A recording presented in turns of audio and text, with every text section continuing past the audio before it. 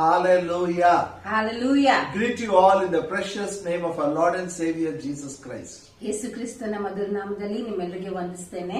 I've been teaching about family for quite a few weeks. ಕೆಲವು ವಾರಗಳ ಹಿಂದೆ ನಾನು ಕುಟುಂಬದ ಕುರಿತಾಗಿ ನಾನು ಕಲಿಸ್ತಾ ಇದ್ದೆ. Last week I told how to promises to find the life partner. ಹೋದ್ವಾರ ಹೇಗೆ ನಮ್ಮ ಜೀವನ ಸಂಗಾತಿಯನ್ನು ಹೊಂದಿಕೊಳ್ಳೋದಕ್ಕಾಗಿ ದೇವರ ವಾಕ್ಯದ ವಾಗ್ದಾನಗಳನ್ನು ನಾವು ನೋಡಿಕೊಂಡು I encourage you, sit as a family. ನಾನು ನಿಮ್ಗೆ ಪ್ರೋತ್ಸಾಹ ಮಾಡ್ತೇನೆ, ನೀವೆಲ್ಲರೂ ಕುಟುಂಬವಾಗಿ ಕೂತ್ಕೊಳ್ರಿ. And today I will teach how to make decisions, how to know the will of God, to know your life partner. ಇವತ್ತು ನಾನು ನಿಮಗೆ ಹೇಗೆ ನಿಮ್ಮ ಜೀವನ ಸಂಗಾತಿಯನ್ನು ಹೊಂದಿಕೊಳ್ಳೋದಕ್ಕಾಗಿ ನಿರ್ಧಾರಗಳನ್ನು ಮಾಡಬೇಕಂತ ನಾನು ಕಲಿಸ್ಕೊಡ್ತೇನೆ. So those promises of God are very important. You should confess it daily. ಆ ವಾಗ್ದಾನಗಳು ಬಹಳ ಮುಖ್ಯವಾಗಿವೆ. ಅವು ಪ್ರತಿ ದಿನ ನೀವು ಅರಿಕೆ ಮಾಡಬೇಕು. Now you are confessing it, you are praying it, you are thanking God because He has promised your life partner, He has promised your family life. Proposal comes. How to make decisions?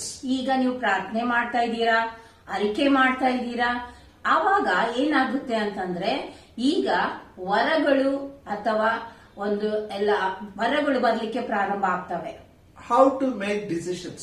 ಈಗ ಆ ಸಮಯದಲ್ಲಿ ನಿರ್ಧಾರಗಳನ್ನು ಹೇಗೆ ಮಾಡಿಕೊಳ್ಳುವುದು? What Bible teaches about making decisions to know your life partner? ಸತ್ಯವೇದವು ನಾವು ನಿರ್ಧಾರ ಮಾಡಿಕೊಳ್ಳೋದಕ್ಕಾಗಿ ಹೇಗೆ ನಮಗೆ ಸಹಾಯ ಮಾಡುತ್ತದೆ. You should remember you are an image of God.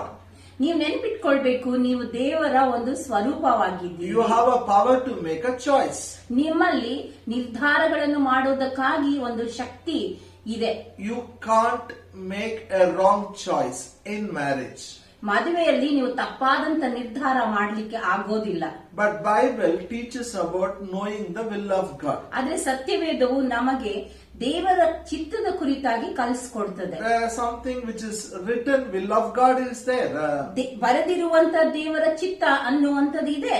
And there are something which is not written also is there.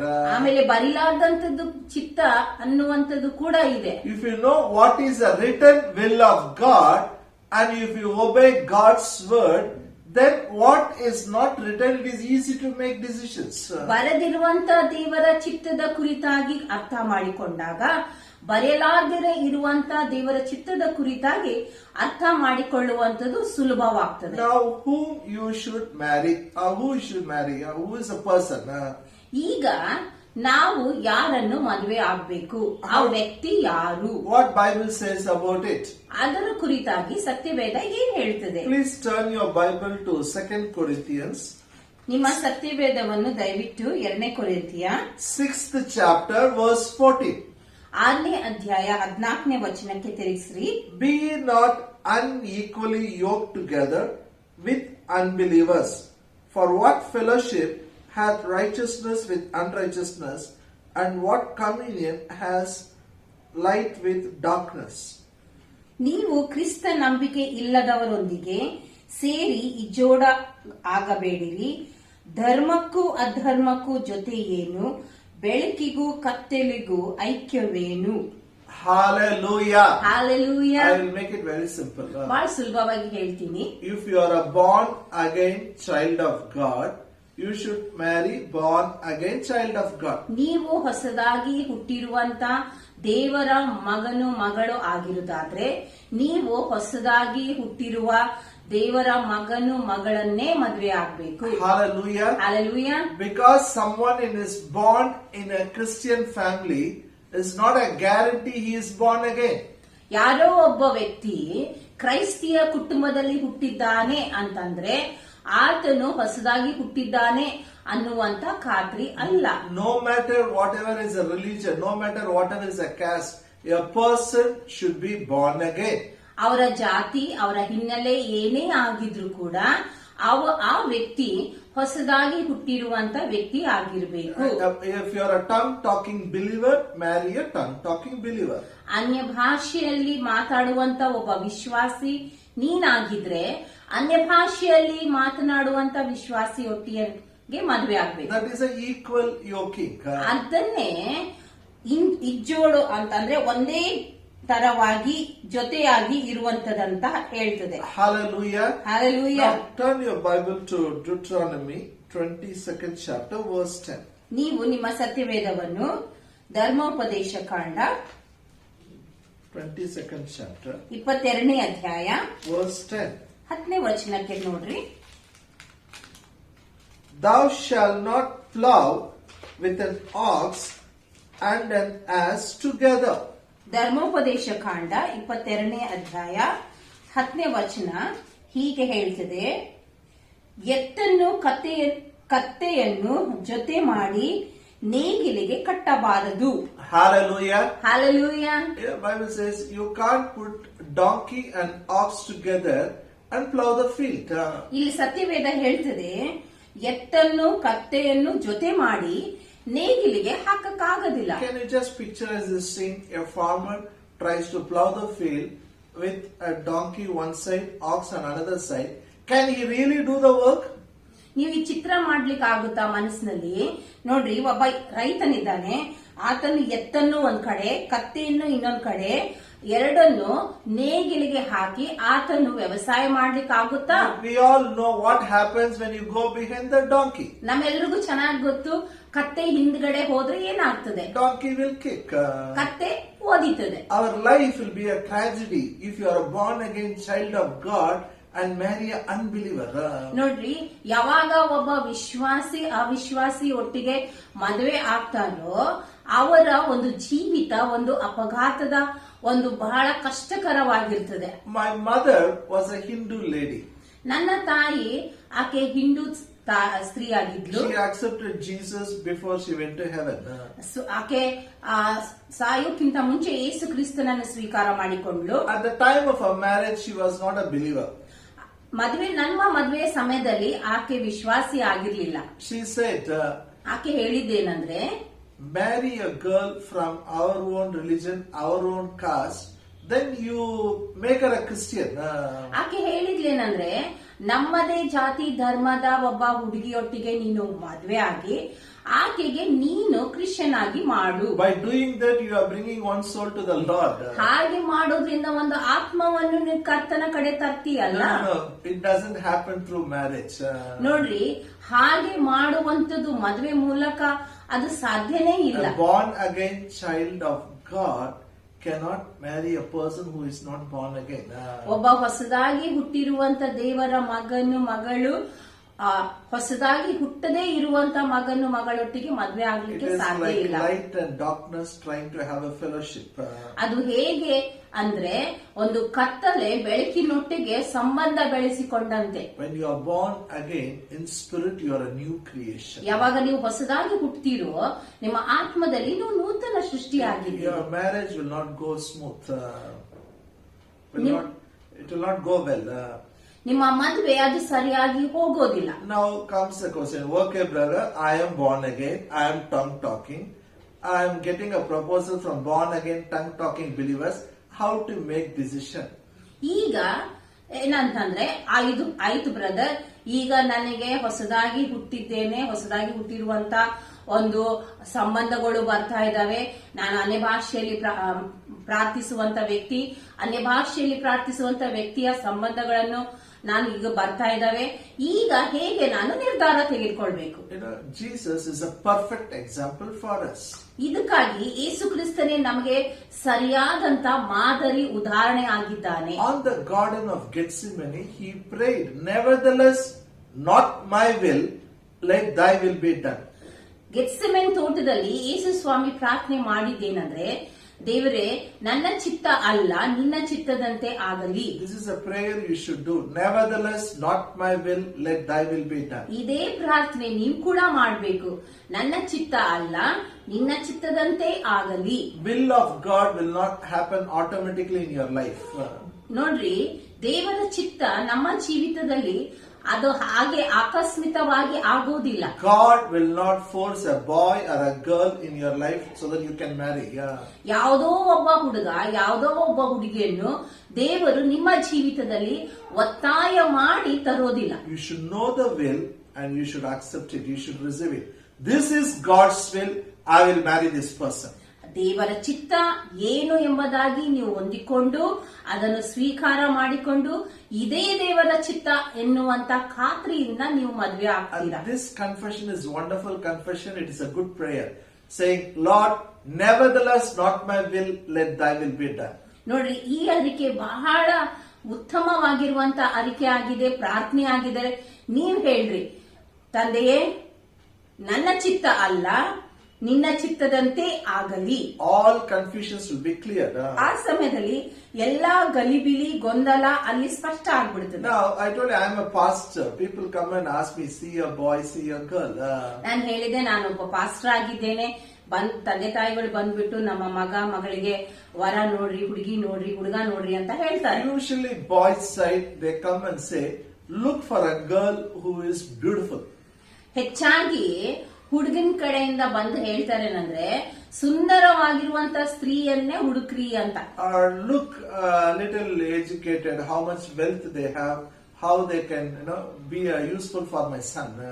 ಮತ್ತೆ ಚೆನ್ನಾಗಿ ವಿದ್ಯಾಭ್ಯಾಸ ಹೊಂದಿಕೊಂಡಿರುವಂತ ಅವ್ರಿಗೆ ನೋಡ್ರಿ, ಅವರು ಹೇಗೆ ನಮ್ಮ ಮಗನಿಗೆ ಹೋಲಿಕೆ ಆಗ್ತಾರೆ, ಒಳ್ಳೇದಾಗ್ತದೆ. Hallelujah. Hallelujah.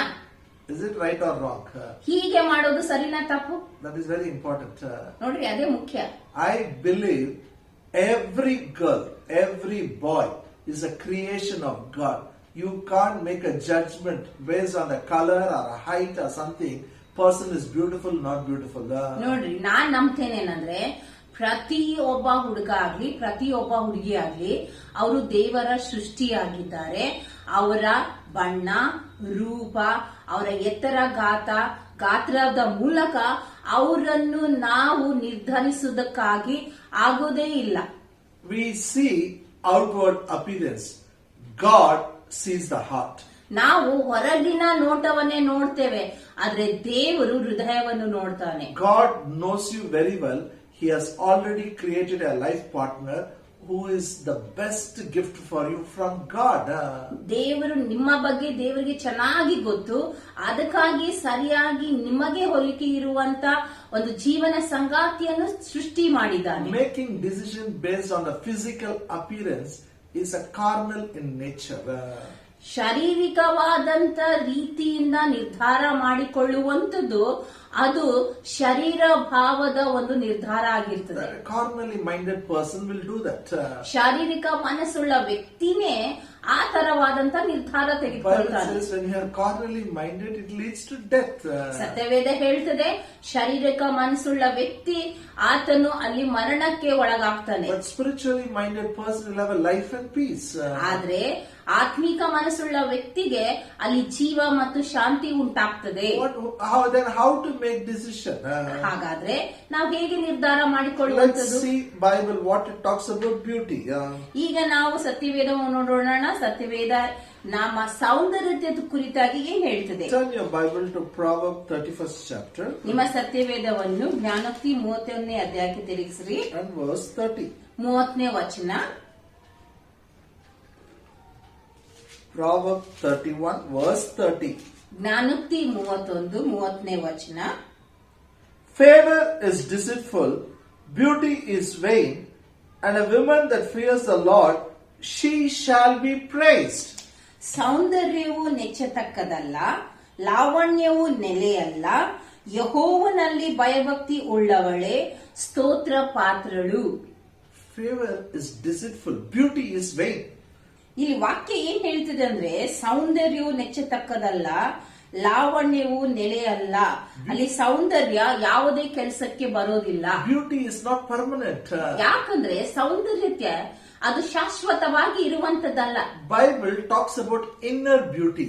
ಸತ್ಯವೇದವು ನಮ್ಮ ಒಳಗಿನ ಸೌಂದರ್ಯತೆಯ ಕುರಿತಾಗಿ ಬರೀತದೆ. For all the boys who are not married and all the parents, if you want to get your son a good girl, you should read Proverbs 31st chapter. ಪ್ರತಿಯೊಬ್ಬ ಹುಡುಗನು ಯಾರು ಮದುವೆ ಆಗ್ಬೇಕಾಗಿದೆ ಮತ್ತು ಪ್ರತಿಯೊಬ್ಬ ತಂದೆ ತಾಯಿಗಳು ಯಾರ ಮಗನಿಗೆ ಮದುವೆ ಆಗ್ಬೇಕಾಗಿದೆಯೋ ಅವರು ಜ್ಞಾನೋಕ್ತಿ 31ನೇ ಅಧ್ಯಾಯ ಓದ್ಬೇಕು. You should read from verse 10 to 31. ನೀವು ಜ್ಞಾನೋಕ್ತಿ 31:10 ವಚನದಿಂದ 31 ವಚನದವರೆಗೆ ಓದ್ಬೇಕು. This talks about a virtuous woman. ಇದು ಗುಣವತಿ ಸ್ತ್ರೀ ಕುರಿತಾಗಿ ಬರೀತದೆ. I accepted Jesus at the age of 17 years. ನೋಡ್ರಿ, ನಾನು 17 ವರ್ಷದ ವಯಸ್ಸವನಾಗಿದ್ದಾಗ ನಾನು ಯೇಸು ಕ್ರಿಸ್ತನನ್ನು ಸ್ವೀಕಾರ I ಮಾಡಿಕೊಂಡೆ. had one spiritual mother. ನನಗೆ ಆತ್ಮಿಕ ತಾಯಿ ಇದ್ಲು, Very nice person. ಒಳ್ಳೆ ಸ್ತ್ರೀ. In that age she told me, you want to dream about having your wife, dream Proverb 31. ಆ ಸಮಯದಲ್ಲಿ ಆಕೆ ಹೇಳಿದ್ಲೇನಂದ್ರೆ, ನಿನಗೆ ನಿನ್ನ ಹೆಂಡತಿಯ ಕುರಿತಾಗಿ ಕನಸು ಕಾಣ್ಬೇಕಾಗಿದೆ ಅಂದ್ರೆ ಜ್ಞಾನೋಕ್ತಿ 31 ನಿನ್ನ ಕನಸು ಕಾಣು. Usually boys dream, their wife should be like one cinema heroine. ಹೆಚ್ಚಾಗಿ ನೋಡ್ರಿ, ಹುಡುಗರು ಏನ್ ಕನಸು ಕಾಣ್ತಾರೆ, ಅವರ ಹೆಂಡತಿ ಒಂದು ಸಿನಿಮಾದ ಹೀರೋಯಿನ್ ತರ ಇರಬೇಕು ಅಂತ. They will have some picture in mind and they will look for a girl who will be similar to the heroine. ಯಾರೋ ಒಂದು ಹುಡುಗಿಯನ್ನು ಅವರು ನೋಡ್ತಾರೆ, ಆ ಹುಡುಗಿ ಆ ಸಿನಿಮಾ ಹೀರೋಯಿನ್ಗೆ ಹೋಲಿಕೆ ಆಗಿರುವಂತದ್ದು ಅಂತ ನೋಡ್ತಾರೆ. How is going to be your heroine is written here. How your heroine is going to be. ನಿಮ್ಮ ಹೀರೋಯಿನ್ ಹೇಗೆ ಇರಬೇಕು ಅಂತ ಇಲ್ಲಿ ಬರೆಯಲ್ಪಟ್ಟಿದೆ. Proverb 31st chapter should be your desire, should be your expectation. ಜ್ಞಾನೋಕ್ತಿ 31 ನಿಮ್ಮ ಆಸೆ ಆಗಿರ್ಬೇಕು. ಜ್ಞಾನೋಕ್ತಿ 31 ನಿಮ್ಮ ಒಂದು ನಿರೀಕ್ಷೆ ಆಗಿರ್ಬೇಕು, ಅಪೇಕ್ಷೆ ಆಗಿರ್ಬೇಕು. No, all those things I don't want. I want a beautiful girl. ನೀವ್ ಹೇಳ್ಬೋದು, ಇಲ್ಲ ಇದೆಲ್ಲ ಅಲ್ಲ, ನನಗೆ ಸುಂದರವಾದಂತ ಹುಡುಗಿನೇ ಬೇಕು. I want a fair woman. That is very important. ನನ್ಗೆ ಬೆಳ್ಳಗೆ ಇರುವಂತ ಹುಡುಗಿನೇ ಬೇಕು, ಅದೇ ಮುಖ್ಯ. Whether she is born again or not, I don't care. ಆಕಿ ಹೊಸದಾಗಿ ಹುಟ್ಟಿದಾಳೋ ವಿಶ್ವಾಸಿ ಇದ್ದಾಳೋ ಅದೇನ್ ನನಗೆ ಸಂಬಂಧ ಇಲ್ಲ. Color is important. ಬಣ್ಣನೇ ಮುಖ್ಯ. Recently I was talking with one boy. He said, in my marriage I want to involve my parents, but my mother is a real problem. ಒಂದು ಸಮಯದ ಹಿಂದೆ ನಾನು ಒಬ್ಬ ಹುಡುಗನ ಜೊತೆ ಮಾತಾಡ್ತಾ ಇದ್ದೆ.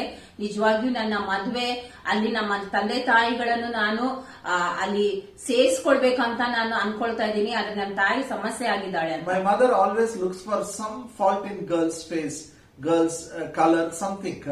ನನ್ನ ತಾಯಿ ಯಾವಾಗ್ಲೂ ಹುಡುಗಿಯ ಮುಖದಲ್ಲಿ ಆಗ್ಲಿ ಹುಡುಗಿಯ ಬಣ್ಣದಲ್ಲಾಗ್ಲಿ ಏನಾದ್ರೂ ಒಂದು ಅಲ್ಲಿ ಕೊರತೆಯನ್ನೇ ಹುಡುಕ್ತಾಳೆ.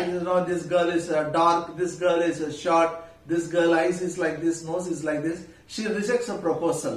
ಬಂದಿರುವಂತಹ ಸಂಬಂಧವನ್ನು ಈ ಹುಡುಗಿ ಮುಖ ಹೀಗಿದೆ, ಮೂಗು ಹೀಗಿದೆ, ಬಣ್ಣ ಹೀಗಿದೆ, ಎತ್ತರ ಹೀಗಿದೆ ಅಂತ ಏನಾದ್ರೂ ಹೇಳಿ ಆ ಸಂಬಂಧಗಳನ್ನು ತಿರಸ್ಕಾರ ಮಾಡ್ತಾಳೆ. Listen to me, all the unmarried people. ಅಲ್ಲಿ ಮದ್ವೆ ಆಗದಂತ ಹುಡುಗರೇ ಕೇಳ್ರಿ. You have to honor your parents. I agree. ನಿಮ್ ತಂದೆ ತಾಯಿಗಳನ್ನು ಗೌರವಿಸಬೇಕು, ಅದನ್ನ ನಾನು ಒಪ್ತೇನೆ. But when it comes to God's will, you are accountable to God. ಆದ್ರೆ ದೇವರ ಚಿತ್ತಕ್ಕೆ ಬಂದಾಗ ನೀವೇ ಅದಕ್ಕೆ ಹೊಣೆಯಾಗಿದ್ದೀರಿ. Parents, I encourage you, don't be carnal, don't be like a worldly people. ತಂದೆ ತಾಯಿಗಳೇ, ನಾನು ನಿಮ್ಗೆ ಪ್ರೋತ್ಸಾಹ ಮಾಡ್ತೇನೆ, ನೀವು ಲೋಕದ ಜನರಂತೆ ಇರಬೇಡ್ರಿ, ಶರೀರ ಭಾವದ ಮನಸ್ಸುಳ್ಳವರಾಗಿರ್ಬೇಡಿ. Or you try to somehow get one beautiful fair girl who doesn't honor God, doesn't respect God, doesn't have a spiritual relationship with God. Do you know how your son's life will be? ನೀವು ಒಬ್ಬ ಒಂದು ಸಂಬಂಧವನ್ನು, ಒಂದು ಹುಡುಗಿಯನ್ನು ನೀವು ಅಲ್ಲಿ ಹುಡುಕಿ ಇಡ್ತೀರಾ ನಿಮ್ಮ ಮಗನಿಗೆ. ಯಾರು ಬಹಳ ನೋಡ್ಲಿಕ್ಕೆ ಸುಂದರವಾಗಿರ್ತಾರೆ, ಬೆಳ್ಳಗಿರ್ತಾರೆ, ನಿಮಗ್ ಗೊತ್ತಾ ಅದು ಏನ್ ಆಗುತ್ತೆ ಮುಂದೆ ಅಂತ? Proverb 11th chapter verse 22. ಜ್ಞಾನೋಕ್ತಿ 11ನೇ ಅಧ್ಯಾಯ 22ನೇ ವಚನ. As a jewel of a gold in a swine's snout, so is a fair woman which is without discretion. ಜ್ಞಾನೋಕ್ತಿ 11:22. 11ನೇ ಅಧ್ಯಾಯ 22ನೇ ವಚನ. ಹಂದಿಯ ಮುತ್ತಿಗೆ ಚಿನ್ನದ ಮುಗುತ್ತಿಯು ಹೇಗೋ ಅವಿವೇಕಿಗಳಿಗೆ ಸೌಂದರ್ಯವು ಹಾಗೆ. Hallelujah. Hallelujah. It's like this. He says, you want a fair woman? ಇಲ್ಲಿ ಹೇಳ್ತದೇನಂದ್ರೆ, ನಿನ್ಗೆ ಬೆಳ್ಳಗಿರುವಂತ ಸ್ತ್ರೀ ಬೇಕಾ? It's like you are going for a gold ring. ಅಂದ್ರೆ ಒಂದು ಬಂಗಾರದ ಒಂದು ಮುಗುತಿ ಹುಡುಕ್ತಾ ಇದ್ದೀರಾ? Oh, gold ring is so beautiful, glittering, so nice. Let me take a gold ring. ಬಂಗಾರದ ಮುಗುತಿ ನೋಡ್ರಿ, ಚೆನ್ನಾಗಿದೆ, ಹೊಳಿತಾ ಇದೆ. And when you take the ring, one swine pig comes with that. ಆದ್ರೆ ಆ ಬಂಗಾರದ ಒಂದು ಮೂಗುತಿ ತಗೊಂಡಾಗ ಅದ್ರ ಜೊತೆ ಒಂದು ಹಂದಿ ಬರ್ತದೆ. So is a fair woman without discretion, without God. ಇಲ್ಲಿ ವಾಕ್ಯ ಏನ್ ಹೇಳ್ತಿದ್ದೇನಂದ್ರೆ, ಅದೇ ರೀತಿಯಾಗಿ ವಿವೇಕ ಇಲ್ಲದ ಸೌಂದರ್ಯ ಸ್ತ್ರೀ ಇದ್ದಾಳೆ. So all the Boys, I tell you, read Proverb 31. Let your expectation be Proverb 31. You will never be disappointed. In the right time, right person will come, your marriage will settle.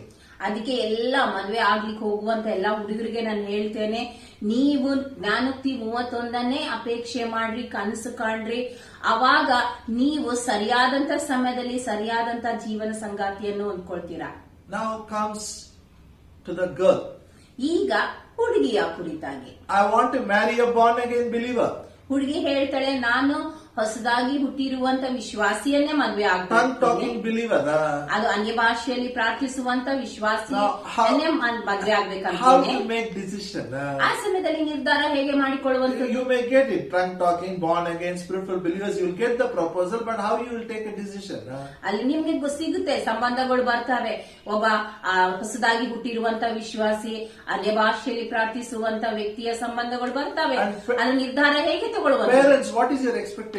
ಆ ಸಮಯದಲ್ಲಿ ತಂದೆ ತಾಯಿಗಳ ನಿಮ್ಮ ಅಪೇಕ್ಷೆ Now, ಏನಾಗಿರ್ಬೇಕು? whom you are looking, what type of man you are looking, so that you can give your daughter. ಆ ಸಮಯದಲ್ಲಿ ನೀವು ಎಂತ ಹುಡುಗನನ್ನು ನೋಡ್ತಾ ಇದ್ದೀರಾ, ಯಾವ ಹುಡುಗನಿಗೆ ನಿಮ್ಮ ಮಗಳನ್ನು ಕೊಡೋದಕ್ಕೆ ಇಚ್ಛೆ ಉಳ್ಳವರಾಗಿರ್ತೀರಿ. In the world, what they do is they check how much is his salary. ಹೆಚ್ಚಾಗಿ ನೋಡ್ರಿ, ಲೋಕದಲ್ಲಿ ಏನ್ ನೋಡ್ತಾರೆ ಹುಡುಗನಲ್ಲಿ, ಆ ಹುಡುಗನ ಸಂಬಳ ಎಷ್ಟಂತ ನೋಡ್ತಾರೆ. Whether he has his own house, ಆತನಿಗೆ ಸ್ವಂತ ಮನೆ ಇದೆನಾ, whether he can take what he earns is enough to take care of my daughter. ಆತನ್ ಗಳಿಸುವಂತ ಸಂಬಳ ನನ್ನ ಮಗಳನ್ನು ನೋಡ್ಕೊಳ್ಳಿಕ್ಕೆ ಸಾಕಾಗುತ್ತಾ, They have any property, their business. ಆ ವ್ಯಾಪಾರ ಇದೆನಾ, ಅಲ್ಲಿ ಆಸ್ತಿ ಇದೆನಾ. Maximum parents they look only for monetary benefit. ಹೆಚ್ಚಾಗಿ ತಂದೆ ತಾಯಿಗಳು ನೋಡ್ರಿ, ಈ ಎಲ್ಲ ಲೌಕಿಕ ವಿಷಯಗಳ ಅವ್ರಿಗೆ ಯಾವುದು ಲಾಭದಾಯಕ ಆಗಿದೆಯೋ ಅಂತದವನ್ನೇ ಅವರು ನೋಡುತ್ತಾರೆ. They don't bother about will of God, plan of God. ಅವರು ದೇವರ ಚಿತ್ತ ಆಗ್ಲಿ ಮತ್ತು ದೇವರ ಯೋಜನೆ ಕುರಿತಾಗಿ ಅವ್ರ ಯೋಚನೆನೇ ಮಾಡೋದಿಲ್ಲ. A man who has lot of money, if he doesn't have God, your daughter will not be safe in the house. ನೋಡ್ರಿ, ಒಬ್ಬ ಹುಡುಗನ ಹತ್ರ ಅಲ್ಲಿ ಆಸ್ತಿ ಇದೆ, ಹಣ ಇದೆ, ಆದ್ರೆ ಆತನಲ್ಲಿ ದೇವರ ಯೋಜನೆ ಚಿತ್ತ ಇಲ್ಲ ಅಂತಂದ್ರೆ ಆತನು ಅಲ್ಲಿ ದೇವರ ಚಿತ್ತ ನೆರವೇರಿಸಲಿಕ್ಕಾಗಲ್ಲ. Your daughter will not be safe. ಅಲ್ಲಿ ನಿನ್ನ ಮಗಳು ಅಲ್ಲಿ ಸುರಕ್ಷಿತವಾಗಿ ಇರೋದಕ್ಕಾಗಲ್ಲ. Then whom I should marry? You can say, if you are a girl, you can ask me whom I should marry. ಈಗ ನೀನ್ ಹುಡುಗಿ ಆಗಿದ್ರೆ ನೀನ್ ಕೇಳ್ಬೋದು, ನಾನು ಯಾರನ್ನ ಮದ್ವೆ ಆಗ್ಬೇಕು. Proverbs 29 verse 18. ಜ್ಞಾನೋಕ್ತಿ 29:18 The ವಚನ. first part of the scripture says, where there is no vision, people perish. ಇಲ್ಲಿ ಈ ವಾಕ್ಯದ ಮೊದಲನೇ ಭಾಗ ಹೇಳ್ತದೆ, ಎಲ್ಲಿ ದರ್ಶನ ಇಲ್ಲವೋ ಅಲ್ಲಿ ಮನುಷ್ಯನು ನಶಿಸಿ ಹೋಗ್ತಾನೆ. Hallelujah. Hallelujah. Where there is no vision, people perish. ಎಲ್ಲಿ ದರ್ಶನ ಇಲ್ಲವೋ ಅಲ್ಲಿ ಜನರು ನಾಶವಾಗ್ತಾರೆ. Where there is vision, people will flourish. ಎಲ್ಲಿ ದರ್ಶನ ಇದೆಯೋ ಅಲ್ಲಿ ಜನರು ಅಲ್ಲಿ ಬೆಳೆಯುತ್ತಾರೆ. This is not only for church, this is not only for ministry, this is for family. ಇದು ಬರೀ ಸಭೆ ಮತ್ತು ಸೇವೆಗೆ ಅಲ್ಲ, ಆದ್ರೆ ಕುಟುಂಬಕ್ಕೂ ಕೂಡ ಅಲ್ಲಿ ಹೋಲಿಸ್ತದೆ. All the girls who are not married, listen to me. ಎಲ್ಲಾ ಹುಡುಗಿಯರೇ, ಯಾರು ನೀವು ಮದ್ವೆ ಆಗಿಲ್ಲ ನನಗೆ ಕೇಳ್ರಿ ದಯವಿಟ್ಟು. It is not somebody comes say yes I will marry. No, you should see whether that person has any vision. ಯಾರೋ ಒಬ್ರು ಬಂದ್ರು ಆಯ್ತು ನಾನು ಇಷ್ಟಪಟ್ಟೆ ಮದ್ವೆ ಆಗ್ತೀನಿ ಅಲ್ಲ, ಆದ್ರೆ ನೀವು ನೋಡ್ಬೇಕು ಆ ವ್ಯಕ್ತಿಯಲ್ಲಿ ದರ್ಶನ ಇದೆನಾ ಇಲ್ಲ. Whether he knows the purpose of God for his life. ಆತನ ಜೀವಿತಕ್ಕಾಗಿ ದೇವರ ಒಂದು ಯೋಜನೆ ಗೊತ್ತಿದೆನಾ ಇಲ್ಲ ಅಂತ ನೀವು And if that ಕಂಡುಹಿಡ್ಕೊಳ್ಬೇಕು. purpose of God suits you, you can say yes. ಆ ಒಂದು ದೇವರ ಯೋಜನೆ ನಿಮಗೆ ಹೋಲಿಕೆ ಆಗುವುದಾದ್ರೆ ನೀವು ಆ ಸಂಬಂಧವನ್ನು ಒಪ್ಪಬಹುದು. This is the compatibility Bible talks about. ಇದೇ ಸತ್ಯವೇದವು ಒಂದು ಜೊತೆಗೂಡುವಂತದ ವಿಷಯವಾಗಿ Why ಮಾತಾಡ್ತದೆ. God wants to unite you. ಯಾಕೆ ದೇವರು ನಿಮ್ಮನ್ನು ಒಂದು ಸೇರಿಸ್ತಾನೆ? As a family you should serve Him. ಯಾಕಂದ್ರೆ ಒಂದು ಕುಟುಂಬವಾಗಿ ನೀವು ಆತನನ್ನು ಸೇವೆ ಸಲ್ಲಿಸಬೇಕು. Hallelujah. You should Hallelujah. fulfill His plan and purpose. ದೇವರ ಯೋಜನೆ ಚಿತ್ತವನ್ನು ನೀವು ನೆರವೇರಿಸಬೇಕು. Bible says you are created in Christ Jesus to do good works. ಯಾಕಂದ್ರೆ ಸತ್ಯವೇದ ಹೇಳ್ತದೆ, ನೀವು ಒಳ್ಳೆಯ ಕೆಲಸಗಳ ಕಾರ್ಯವನ್ನು ಮಾಡುವುದಕ್ಕಾಗಿಯೇ ಸೃಷ್ಟಿಸಲ್ಪಟ್ಟಿದ್ದೀವಿ. And that good works God has desired before the foundation of this world. ಆ ಒಂದು ಒಳ್ಳೆಯ ಯೋಜನೆಯನ್ನು ದೇವರು ಈ ಲೋಕವನ್ನು ಸೃಷ್ಟಿ ಮಾಡೋಕ್ಕಿಂತ ಮುಂಚೆನೆ ನಿರ್ಧಾರ ಮಾಡಿದ್ದಾನೆ. Hallelujah. Hallelujah. All the men listen to me. ಎಲ್ಲ ಹುಡುಗರೇ ನೀವು ಕೇಳ್ರಿ. All the boys. ಎಲ್ಲಾ ಹುಡುಗರು ನನ್ನನ್ನ ಕೇಳ್ರಿ. Money will not keep your wife happy. ನೋಡ್ರಿ, ಹಣ ನಿಮ್ಮ ಹೆಂಡತಿಯನ್ನು ಸಂತೋಷವಾಗಿ ಇಡಕ್ಕಾಗಲ್ಲ. But vision will keep her happy. ಆದ್ರೆ ದರ್ಶನ ಆಕೆಯನ್ನು ಸಂತೋಷವಾಗಿ ಇಡ್ತದೆ. If you earn money, if you don't have vision, ನೀವು ಹಣ ಕಳಿಸ್ತೀರಾ, ಆದ್ರೆ ದರ್ಶನ ಇದಿಲ್ಲ ಅಂದ್ರೆ she will think daily whether to which shopping complex she should go. ಆಕೆ ಯೋಚನೆ ಮಾಡ್ತಾಳೆ, ನಾನು ಪ್ರತಿದಿನ ಯಾವ ಒಂದು ಶಾಪಿಂಗ್ ಕಾಂಪ್ಲೆಕ್ಸ್, ಶಾಪಿಂಗ್ ಮಾಲ್ಗೆ ನಾನು ಹೋಗ್ಬೇಕು. But if you have a vision, she'll be busy with the vision. ಆದ್ರೆ ನಿಮಗೆ ದರ್ಶನ ಇರೋದಾದ್ರೆ ಆಕೆ ಆ ದರ್ಶನ ಒಟ್ಟಿಗೆ ಬಹಳ ವ್ಯಸ್ತವಾಗಿರ್ತಾಳೆ. If vision is there, provision will come. ಯಾವಾಗ ದರ್ಶನ ಇರ್ತದೋ ಅದರೊಟ್ಟಿಗೆ ಅಲ್ಲಿ ಒದಗಿಸುವಿಕೆ And I ಇರ್ತದೆ. tell all the girls' parents, ಅದಕ್ಕೆ ನಾನೆಲ್ಲ ಹುಡುಗಿಯರ ತಂದೆ ತಾಯಿಗೆ ನಾನು ಹೇಳ್ತಾ if ಇದ್ದೀನಿ, you find a man with a vision, give your daughter. ಯಾವುದೋ ಒಬ್ಬ ಹುಡುಗನ ಹತ್ರ ದರ್ಶನ ಇರುವುದಾದ್ರೆ ಆ ಒಂದು ಹುಡುಗನಿಗೆ ನಿಮ್ಮ ಹುಡುಗಿಯನ್ನು ನೀವು ಕೊಡ್ರಿ ಮದ್ವೆ. Don't worry about his salary. ಆ ಸಂಬಳದ ಕುರಿತಾಗಿ ಚಿಂತೆ ಮಾಡಬೇಡ್ರಿ, Money will come. ಹಣ ಬರ್ತದೆ. Because he has decided to fulfill the purpose of God. ಯಾಕಂದ್ರೆ ಆತನು ನಿರ್ಧಾರ ಮಾಡಿದ್ದೇನಂದ್ರೆ ದೇವರ ಯೋಚನೆಯನ್ನು ಪೂರ್ತಿ ಮಾಡೋದು ಅಂತದ್ದು. Hallelujah. Hallelujah. When he has a vision, he will have a faith. ಯಾವಾಗ ಆತನಲ್ಲಿ ದರ್ಶನ ಇರ್ತದೋ ನಂಬಿಕೆ ಕೂಡ ಇರ್ತದೆ. And blessings of the Lord will be there.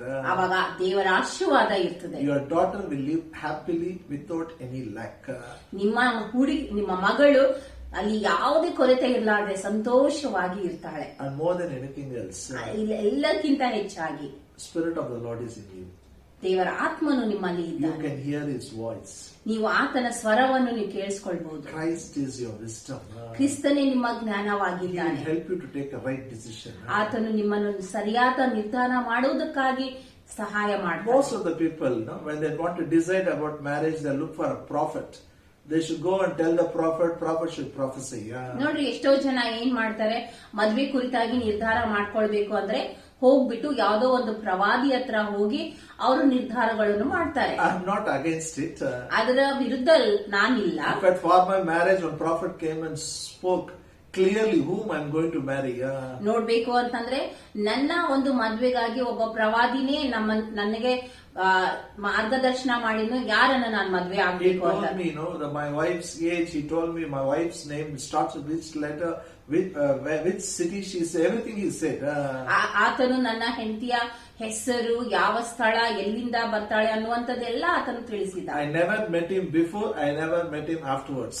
ಅದಕ್ಕಿಂತ ಮುಂಚೆ ಆಗ್ಲಿ ಆದ್ಮೇಲೆ ಆಗ್ಲಿ ನಾನು ಆತನನ್ನು ಭೇಟಿ ಮಾಡೇ ಇಲ್ಲ. I am not against the prophets. ಪ್ರವಾದಿಗಳ ವಿರುದ್ಧ ನಾನಿಲ್ಲ. But it is not necessary.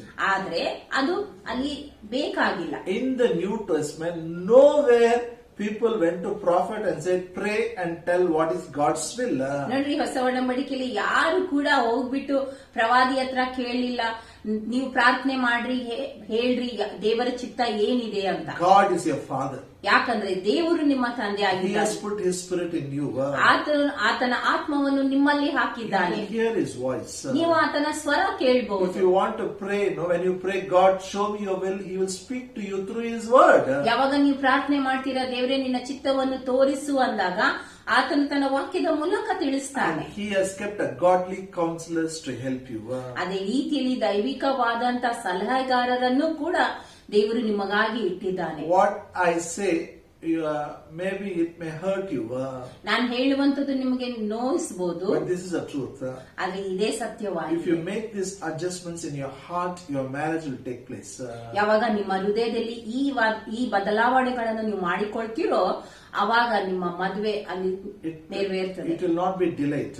ನಿಮ್ಮ ಮದುವೆ ಅಲ್ಲಿ ತಡವಾಗುವುದಿಲ್ಲ. If you keep all your own conditions, expectations against God's word, you may struggle in life. Things will delay.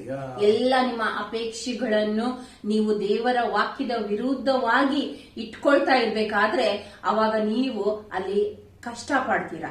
God knows you. God gives you the best. ದೇವರು ನಿಮ್ಮನ್ನು ಅರ್ಥಕೊಂಡಿದ್ದಾನೆ ಮತ್ತು ಉತ್ತಮವಾದದ್ದನ್ನೇ ಆತನು ನಿಮಗೆ ಕೊಡ್ತಾನೆ. I am taking a break in this YouTube channel about this family teaching. ಈ ಒಂದು family ಕುಟುಂಬದ ಬೋಧನೆ ಕುರಿತಾಗಿ ನಾನು ಯೂಟ್ಯೂಬ್ ನಲ್ಲಿ ನಾನು ಒಂದು ಬ್ರೇಕ್ ತೆಗೆದುಕೊಳ್ತಾ After ಇದ್ದೀನಿ. 1 month, I'll continue it. ಯಾಕಂದ್ರೆ ಒಂದ್ ತಿಂಗಳಾದ್ಮೇಲೆ ಮತ್ತೆ ನಾನು ಮುಂದುವರಿಸ್ತೇನೆ. I believe the miracle will happen now. Before that, your marriage will be settled. ನಾನ್ ನಂಬ್ತೇನೆ ಅದ್ಭುತ ಈಗಲೇ ಆಗ್ತದೆ ಮತ್ತು ನಿಮ್ಮ ಮದುವೆಯು ಬೇಗನೆ ಅಲ್ಲಿ ನೆರವೇರ್ತದೆ. If you change your heart, ನಿಮ್ಮ ಹೃದಯವನ್ನು ನೀವು and ಬದಲಾಯಿಸಿಕೊಳ್ಳುವುದಾದ್ರೆ, say, God, nevertheless, not my will, let thy will be done. ದೇವ್ರೆ ನನ್ನ ಚಿತ್ತ ಅಲ್ಲ ನಿನ್ನ ಚಿತ್ತದಂತೆ ಆಗಲಿ ಅಂತ The ಹೇಳಿದಾಗ right door will open. ಅಲ್ಲಿ ಸರಿಯಾದ ಬಾಗಿಲು Your ತೆರೆಯುತ್ತದೆ. marriage will be settled. ನಿಮ್ಮ ಮದುವೆ ಅಲ್ಲಿ ನಡೆಯುತ್ತದೆ. God bless you. ದೇವರು ನಿಮ್ಮನ್ನ ಆಶೀರ್ವದಿಸಲಿ. These two things, this week, last week teaching, keep listening.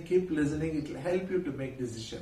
ಈ ಎರಡು ಅಂದ್ರೆ ಹಿಂದಿನ ವಾರ ಮತ್ತು ಈ ಒಂದು ಸಂದೇಶವನ್ನು ಕೇಳಿಸ್ಕೊಳ್ತಾ ಇರ್ರಿ, ದೇವರು ನಿಮ್ಗೆ ನಡೆಸ್ತಾನೆ. Next year, I will teach you again about family.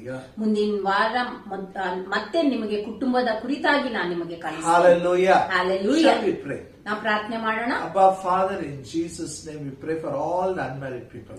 ತಂದೆಯಾದ ದೇವರೇ, ಎಲ್ಲ ಮದುವೆ ಆಗದಂತ ಗೌರಿಗಾಗಿ ನಾವು At ಪ್ರಾರ್ಥಿಸ್ತೇವೆ. the right time, their marriage will be done in Jesus' name. ಸರಿಯಾದ ಸಮಯದಲ್ಲಿ ಅವರ ಮದುವೆ ನೆರವೇರುತ್ತದೆ ಯೇಸುವಿನ ಹೆಸರಿನಲ್ಲಿ. Every thought, every imagination, every stronghold which exalted itself against the knowledge of God's word, we pull it down in Jesus' name.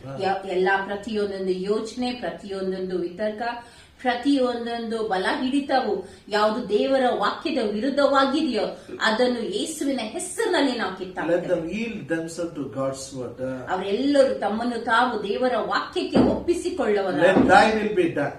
ನಿನ್ನ ಚಿತ್ತ ನೆರವೇರಲಿ, Let thy name be glorified. ನಿನ್ನ ಹೆಸರು ಅಲ್ಲಿ ಘನ ಹೊಂದಲಿ. As a man of God, I declare, ದೇವರ ಸೇವಕನಾಗಿ ಮನುಷ್ಯನಾಗಿ ನಾನು ಘೋಷಿಸ್ತೇನೆ, let the marriage be settled in Jesus' name. ಅವರ ಮದುವೆ ಅಲ್ಲಿ ನಿರ್ಧಾರವಾಗಲಿ ಯೇಸುವಿನ ಹೆಸರಿನಲ್ಲಿ. Especially all those who feel they are delayed, their marriage settlement is delayed.